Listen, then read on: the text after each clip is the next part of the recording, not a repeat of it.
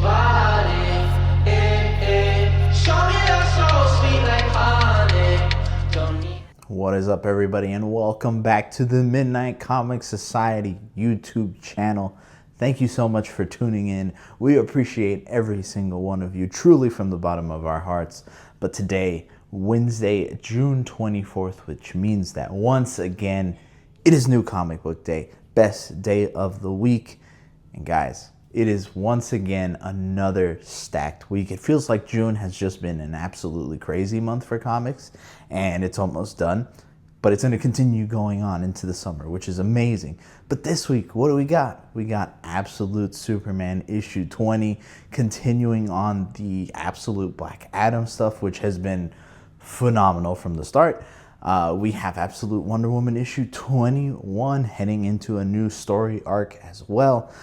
We have the Ultimate Universe finale between Ultimate Endgame issue number 5 and then like the epilogue and Ultimate Universe finale number 1. And guys, I am so freaking excited that this book series universe is going to end.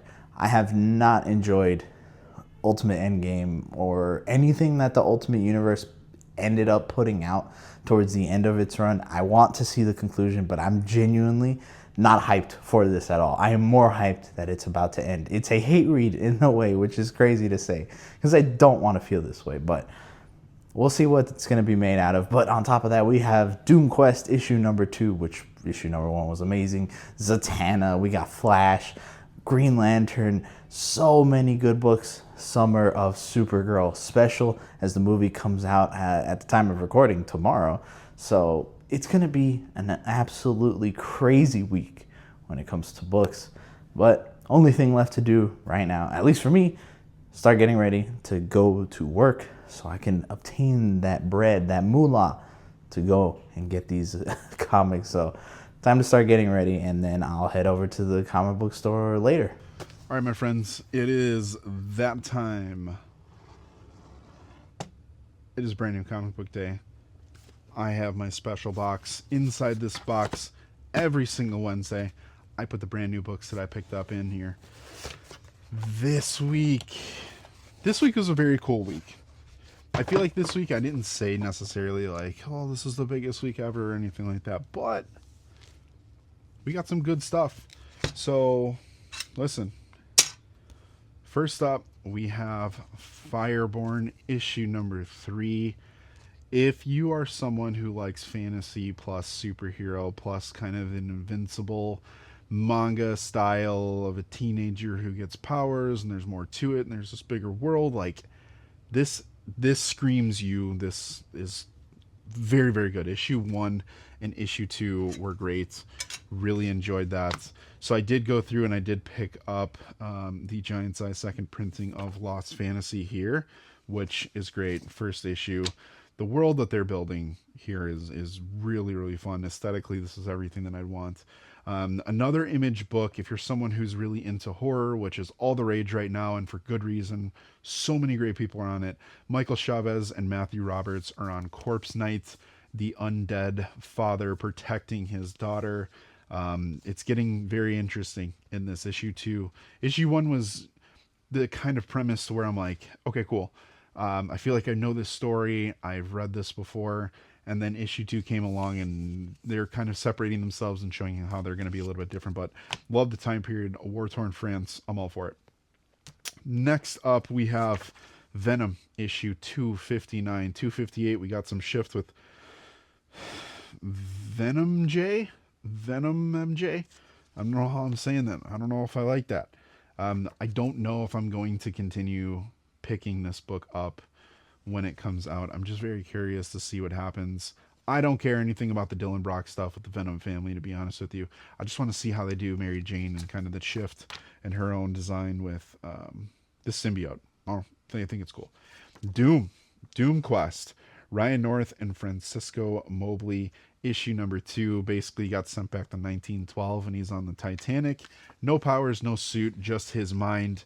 This doesn't connect to a thing, y'all, but it's going to be a wild book. It's going to be very, very good. Issue number 1 was fantastic. 2, definitely worth it. And this is a big one. This is a very, very big one. issue number 12 of Captain America. We get the start of a new story. Zdarsky put Doom and he put Cap back together. He says there's a reason for it. Characters are going to be changing moving forward. I'm very curious to see what that looks like. The Armageddon event has started. Issue 1 is done. This is out, and then we get issue number 2 of Armageddon soon. So, Hell's Angel Part 1. We'll see where Cap goes with this. Moonstar, issue number 4. I got to be honest with you, I still need to read issue number 3. I have enjoyed Moonstar. I didn't know anything about Moonstar. This is one of the few X-Men solo titles that I am keeping up with that are ongoing. Well, no, actually, I'm keeping up with all of them for the most part, minus Wolverine. Saladin Ahmed for sure turned me off to that book, and just no thank you. Zatanna, issue number 3. We're going to get more here in issue 3 from Jamal Campbell about what the Prime Magus is in DC, and I guess we find out more in the next issue, so draw your conclusions now, because this is the time. I love this book. Every single week this is like potentially pick of the week for me. This is a great book. And then we have Absolute Wonder Woman, issue 21. It seems like they're starting to redefine Diana, the story, other characters. Veronica Cale, the villain in this, has been one of the best in the Absolute universe. Very curious to see what's going on here. Hayden Sherman is not on this one. We actually have Dylan Snook, who I think is going to be on for 2 issues for 21 and 22. Something big is happening in issue 24 with a redesign with her arm, new magic, tech, all that kind of good stuff. So yeah, Absolute Wonder Woman now is probably a pretty good time to jump on this book if you haven't. And then Absolute Superman, issue number 20. We have what I thought was going to be a fatal 4-way with King Shazam, Superman, Absolute Steel, and then Absolute Hawkman. It was interesting on League of Comic Geeks when you go through and read the solicit for the book. There was some redacted character for it, and they made it a mystery character. I thought it was straightforward. I don't know. This is an easy pick of the week for me. I would be shocked. I would be, you know what? I'm going to say it now. These 2 books are going to be the books that compete. Zatanna and Absolute Superman. Absolute Wonder Woman might surprise me. I think those 2 are going to be the ones. And then, of course, why not Summer of Supergirl? I am only very curious about the continuation of Lobo from Lobo issue number 4 in this. Brand synergy is pretty on point right now for DC. So the Supergirl movie is coming out. Why not get this? That's fun. Infernal Hulk, issue number 8. 2 issues left before we switch over to Hulk War. And the last thing that I have that I love, and here it is. It's real, baby. We're giving you a look. The Midnight Fantastic Four. I love getting these free previews. It's around this time that I go back and I like look at my original ones that I got that, you know, the books are coming out now. But yeah, Midnight Fantastic Four. Benjamin, what are we talking about, y'all? Come on now. This is so sick. So sick. I think their designs are super cool. I think their designs are great. But yeah, I'm going to be going through this. I think I'm actually going to flip through this on TikTok, to be honest with you. So catch us there. But yeah, tons of great stuff. Tons of great stuff the rest of this week. All right, guys. So we are back home after a very, very long day. Day kind of took some unexpected twists and turns. Had to do a few things after work. So got to the comic book shop, got everything I wanted minus a few variants. In particular, the David Nakayama Flash Color Bleed variant I wasn't able to get. And then I also really wanted the David Nakayama Absolute Superman variant that they did the 3 connecting for Absolute Superman and Wonder Woman and Batman. But I was only going to get it if I could find Superman. And I didn't. So hopefully, in a way, it's a good thing because I saved some money. But got a nice little stack here. Let's talk about them. My most anticipated this week, we were kind of talking about it at the start, Absolute Superman, issue number 20. This whole Black Adam arc has been amazing from start to finish. You throw in Steel, you throw in Hawkman. Jason Aaron is killing it. Sandoval is also killing it on the artwork, guys. I genuinely feel like the Absolute titles are all amazing in their own rights, but for me, it's a very close competition between this and Absolute Batman as to who takes the top of the cake. They're both just absolutely amazing. Next up, Doom Quest issue number 2. I really enjoyed issue number 1. I think that issue number 2 is going to do a very good job of continuing that story. It's 10 issues, so I'm very curious to see how they're going to play around with the time travel in this and how kind of Doctor Doom affects it. This is one of those stories that just sounds super fun. And Ryan North, I genuinely think, is the king of doing that right now, where he's like, how do I take this idea, this concept, and I just run with it and make it dumb fun? I love it. I love every time I get a Ryan North book, and there'll be another one in here a little later. Absolute Wonder Woman issue number 21. I am finally jumping on Absolute Wonder Woman. I didn't jump on the Absolute train fully when it first came out. I'll be completely honest. I really only went with Absolute Batman. However, this one came at the recommendation of Lou, who has been telling me that this book is incredible. And from everybody that has talked about the Absolute Universe, they say Wonder Woman is genuinely up there with the best, as the entire universe really is. But I think what solidified me wanting to check this out well and truly was the Heroes Con panel that we went to for the Absolute Universe, where we saw Hayden Sherman and just kind of them talking about this book, their inspirations behind it. And I know they are not the artist. This is a guest artist on this one. But still, it was enough for me to jump on. The point is a new story arc is getting in here. So great, perfect opportunity to get into it. Next up, The Flash, issue number 34. The Flash fighting some gorillas, and it giving kind of a preview as to what exactly his new powers are. And if you've been keeping up with this series, the first arc was Wally having to save people from harming themselves, and part of the way of which he was doing this and kind of unraveling the conspiracy was being able to catch glimpses of the future, so he knows kind of what to do already. And at the end of that arc, he finally had more control over that power, because at first they were just kind of coming in sporadically. Now he has more control, and it seems like that's what they're going to be getting into with this on the solicitations as well. It seems that Mr. Terrific is going to be a part of it as well, which is always great. I love Mr. Terrific so much. Next up, Captain America issue number 12, Hell's Angel Part 1. After the huge cliffhanger in the way that issue 11 was, this was a must read. Seriously, everybody, if you are not reading Captain America wholeheartedly, you are missing out. You watching this video are missing out if you're not reading this run.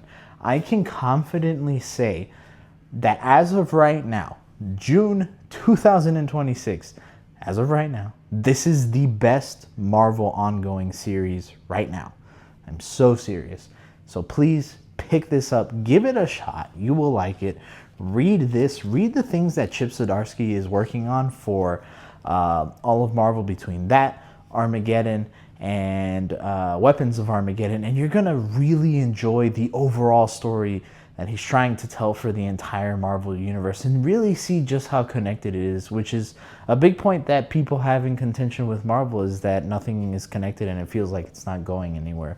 This story in its entirety, I think, disproves that claim at least a little bit on the Marvel side. Summer of Supergirl special number 1. I picked this up because mainly I wanted to see the continuation of the Lobo stuff from last week. The movie is coming out tomorrow at the time of recording. And at the time of recording, it seems like it's not sitting super well with the Rotten Tomatoes score, in particular with the critic side, but who cares? Potentially, it could be pretty good. We'll see. if I'm honest, not super hyped for the movie, but I have my own reasons with that. And none of it has to do with it being Supergirl or Millie Alcock. It's more so just some things that the DCU is doing overall. But I wanted to pick this up. I wanted to give it a fair chance. I am not on the current Supergirl, to be honest with you, so hopefully this wins me over and might let me check that out, or might want me to check it out a little more. Ultimate Endgame, issue number 5. Like I said at the start, I just want this done. I really do. I wanted to be excited for this event. I wanted to be more excited about the end of the Ultimate Universe in general, but I just can't. I really can't. The way that Marvel staggered the finales of the book and made them kind of lead into the middle of Endgame, but not really, because Endgame kind of had its own thing going on, just didn't feel good, man. And I don't know. Hopefully they can bring it back with issue number 5. Will they? I doubt it, but stranger things have happened, and I might like it. Let's see also what they do with this next one, Ultimate Universe Finale issue number 1. My shop didn't have the A cover anymore, so I got this pretty cool variant showing like all the characters from the Ultimate Universe and their cool designs. And I think this is also part of why I think the Ultimate Universe and Endgame doesn't work, in particular things like this, where Endgame's coming out and then I'm getting an epilogue in a completely separate book that is, let me double check before I say this, $2 more than the actual event book itself.